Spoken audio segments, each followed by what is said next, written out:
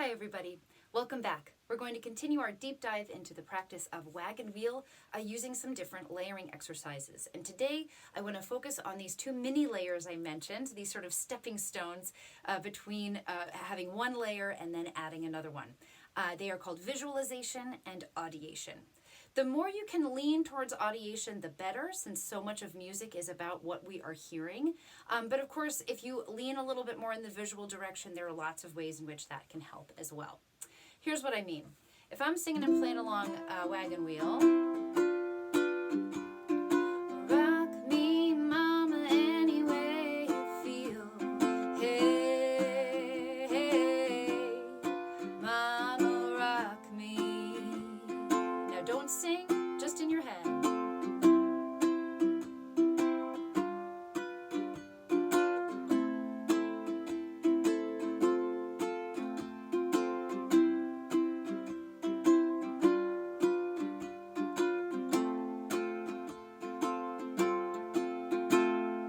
At the end of the chorus, were you able to hear those lyrics and hear that melody as I continued along? That is audiation, right? So if you're not so sure about adding singing to your strumming and chording yet, just audiate it. See if you can hear it in your head. You can do this as a step between 1 and 2 layers, right? If I'm strumming along here and I want to add the chord progression, but I just don't feel quite coordinated enough to strum and move my fingers at the same time, you can either have your song chart in front of you or you can close your eyes. Can you hear at what point in the rhythm the chords are supposed to change? Let's give it a try. I'll play the chords once through and then I'm just going to strum through 8 bars. See if you can hear in your ears or just sort of have an idea. You can also look at your fretboard as a visual reference as to what chords you are playing. Here I go now. 1.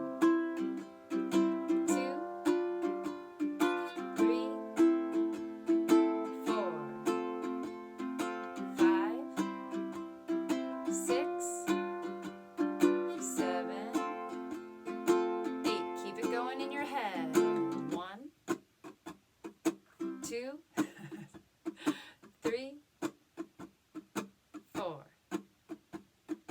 5, 6, 7, 8, and pause. Now, you may not feel like you have the full, as I like to call it, band in the back of your head, right? But you can probably note with your ear, this is the chord changes here, then it changes here, then it changes here. Something changes in that inner ear of yours as you audiate the chord progression, right? If you don't, it's a great opportunity to go back, listen to the progression, turn it off. Listen to the progression, turn it off. The brain has a wonderful way of encoding these patterns and then continuing them on, practicing them inside, even when you have stopped the pattern. And sometimes you just need a little bit more input to get that pattern in your ears before you turn it off and keep it going yourself. Let's reverse it now. I'm going to play through the chord progression, then I'm going to pause my strumming, but keep my chording going. Can you feel and hear the swing beat as we do?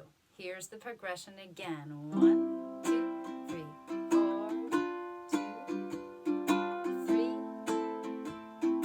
4, 5, 6, 7, 8.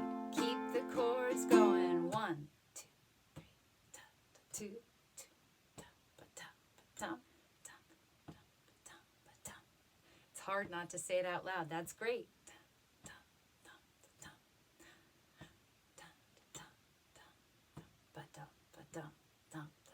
And pause, right? If it helps to say it out loud or just to feel the bigger beats in your body moving, that's great. It's all a way of getting that that rhythm inside your body, right? So that you can properly play it outside of your body.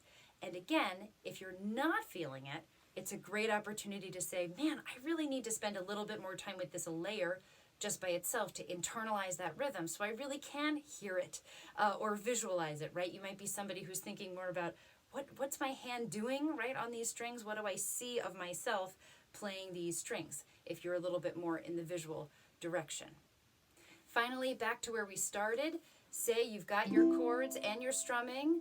and now you want to add in the melody, but every time you sing, it all falls apart.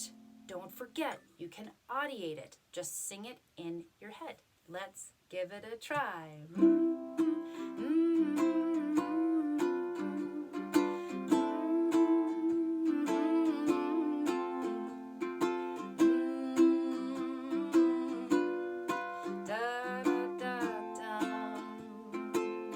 Take it from here.